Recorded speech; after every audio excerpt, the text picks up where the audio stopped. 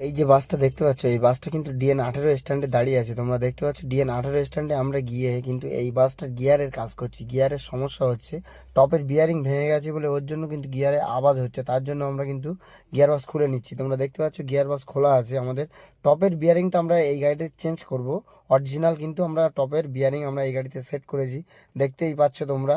এই যে বিয়ারিংটা ভাঙার কারণ, উল্টো পাল্টা ভাবে ক্লাস, বিনা ক্লাসে যদি তোমরা গাড়ি গিয়ার দাও, তার কারণে কিন্তু এই টপের বিয়ারিং ভেঙে যাবে। ওর জন্যই এই ফল্টগুলো হয়। অবশ্যই বিনা ক্লাসে কেউ যেন গাড়িতে গিয়ার দেবে না।